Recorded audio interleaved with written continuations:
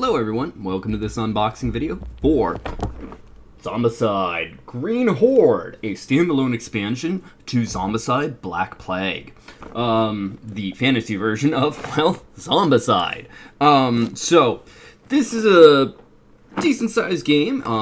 Thanks to my roommate, I'm able to show this off to you, as she backed the full Kickstarter, or at least all the game contents. So the rest should be coming as well over time. But for now, just the base game. I'm just going to quickly read off the contents of this, because this is pretty big.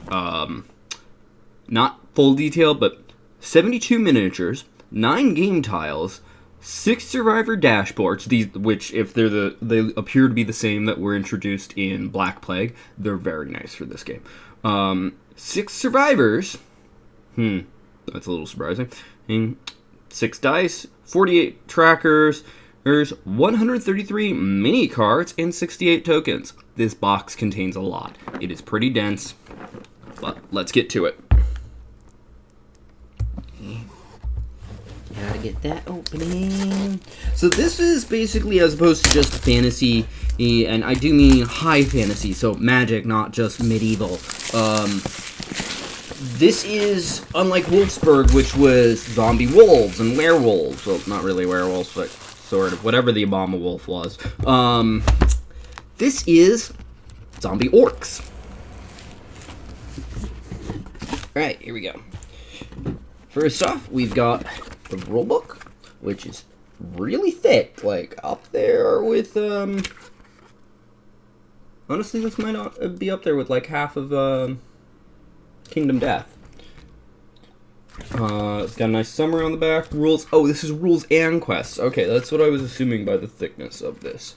So, the game is, it can technically be played in a campaign, but where is it? I'm looking for an example. But there's a bunch of different campaigns in it, or missions, and usually you just sit down for a playthrough of one of those. At least that's what the time setting's for.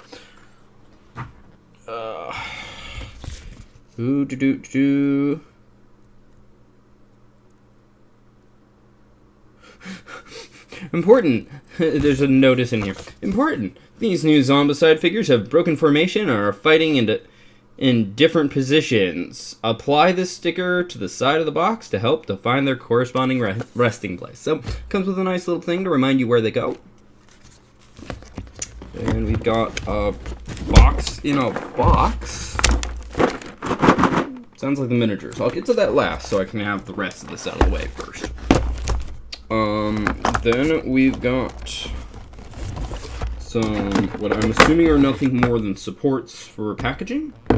Although it could be different. Actually, now that I think about it, there was something equivalent of that, but it was cardboard in the previous one.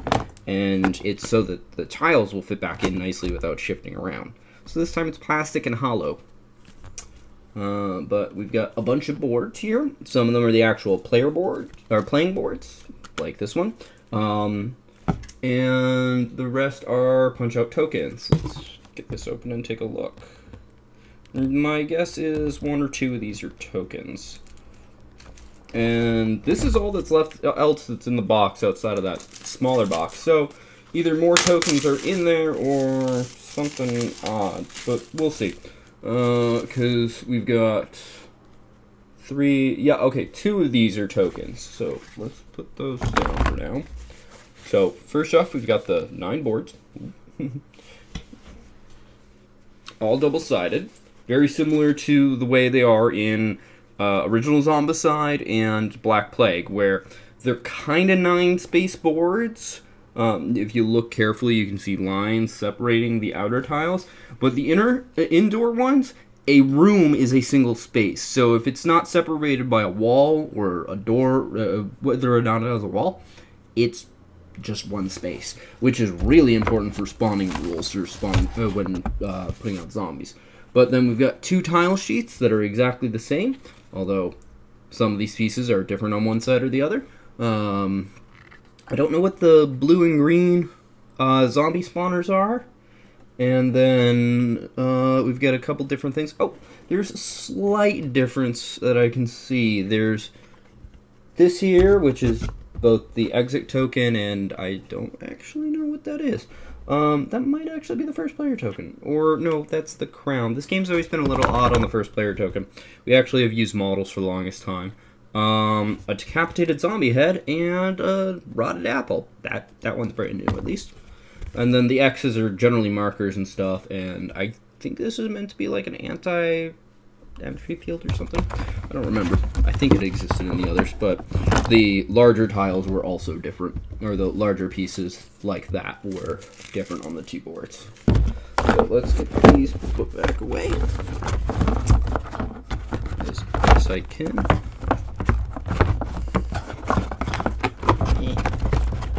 There we go. And then get that out of the way. Alright, so here's the rest of it. A lot of things moving around in here. That too. Oh, what's this? Oh, here we go. Alright, so inside. Yeah, this is where everything else is. So inside we've got the character cards, which there should be 6 of. Although I would never be surprised if somebody came with 2 different versions. Come on, open up. So, we've got 6 brand new characters. A sim. Looks like a Middle Eastern garb character. The cards always have their full art on the back. Baron, he's got a wolf for a hat and a big giant sledgehammer. Jonas, crossbow wielding. Megan, bunch of spell component pouches, I'm guessing. At least potions of sort, and sword, and I don't know what that other thing is. The one in the back 2 weapons. Not a clue.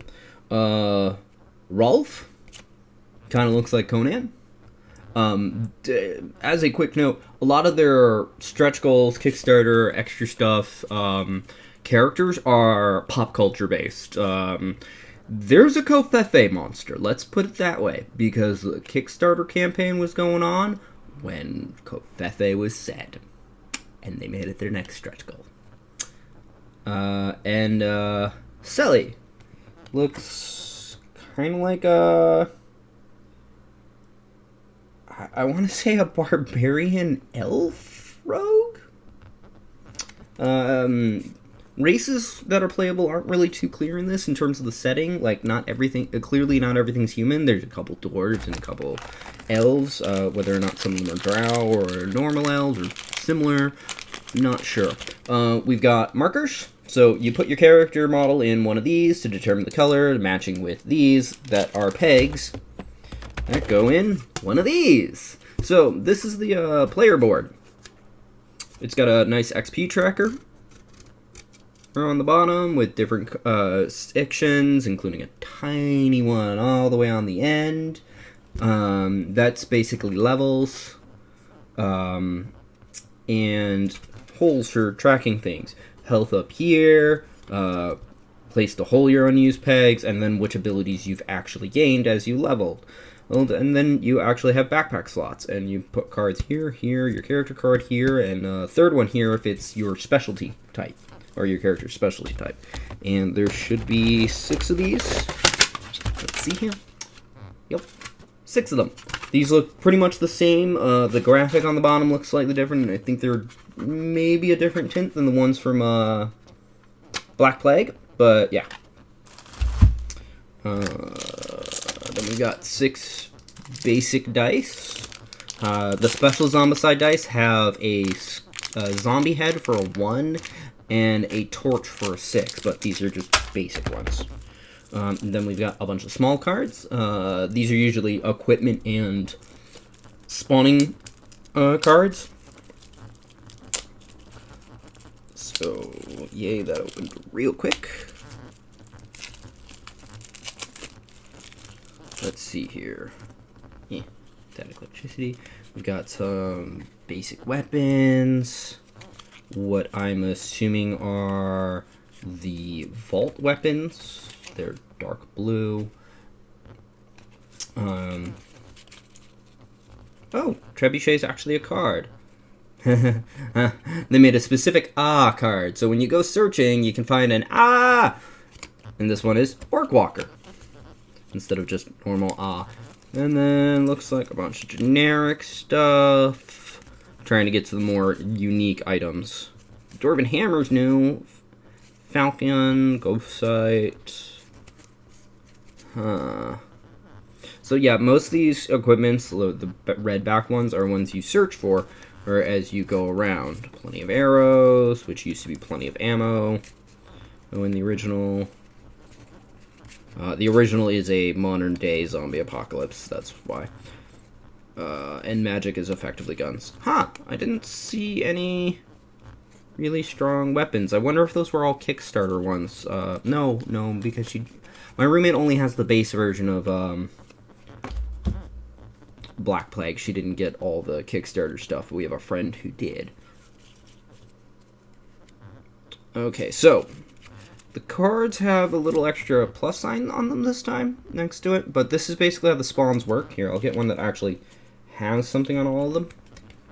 So, you go from the bottom up based on the highest level character. It's a co-op game. You want to make sure nobody significantly out-levels is the point.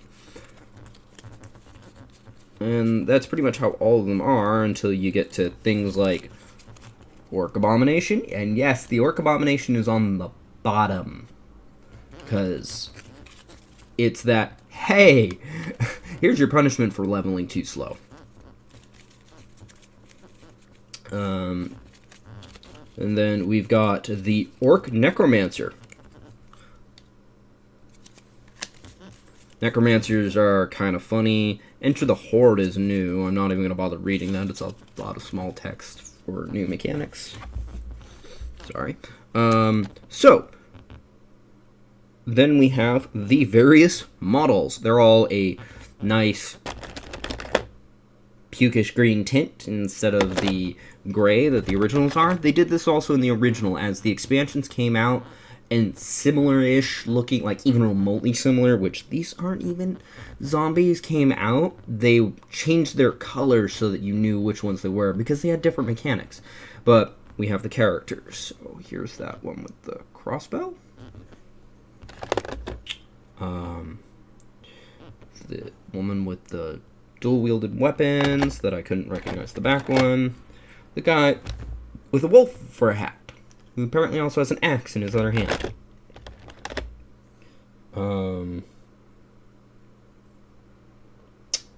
Guy that looks kind of like Conan.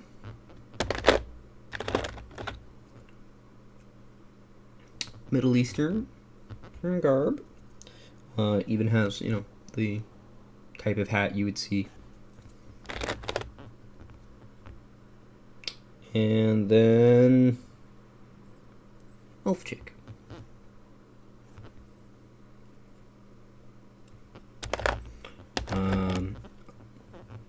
Orc Necromancer. He's got, his weapons and everything. Orc Abomination. This is definitely better than the original Abomination, which was kind of tiny and things like that. Although I did like the metal shards in the forearms, which were probably swords. Cool. And then something brand new to the game. Trebuchet. So, artillery. Everything else is kind of pre-existing mechanics, and there's a whole nother tray in the bottom, like under this one, that is nothing but other orcs, and I'll just grab a couple. Like, here's the fatty. What I'm assuming is the walker, or one of the many sculpts of a walker. And I'm guessing the tiny skinny ones are runners. Either that or they've got something else in place here. Let me take a quick look. Walkers. Nope, it's runners. And yeah, that's definitely a runner. So the more goblin-looking ones are runners. Alright, that seems to be everything in here. So, thank you for watching. I hope you enjoyed. If you did, feel free to press that like button. If you think somebody else will enjoy this, feel free to share this video. If you didn't like this, go ahead and press the dislike button. I won't mind, but please leave a constructive comment as to why. If you want to comment in general as well, feel free to. And if you want to see more like this, be it other board game unboxing videos, which again, as the Kickstarter stuff arrives, I should be able to get videos of that for this board game overviews. Not sure if I'm going to do that for this game, because a lot of repetitive things. Like, if I do, it will be 1 or 2 videos. One to cover the actual components in detail, and another to cover like the different mechanics from the base game. And because again, a lot of things are just repeats over and over again, or similar things. Or if you want to see my painting videos, which I will be trying to do some of these for, but they will be at my roommate's request, and there is already a backlog of some of those from Black Plague, one of which I've had done for a while, just need to post the video for. Well, if you want to see any of those, or anything else I do on this channel, please subscribe. Regardless, thank you for watching, and have a wonderful day. Bye-bye.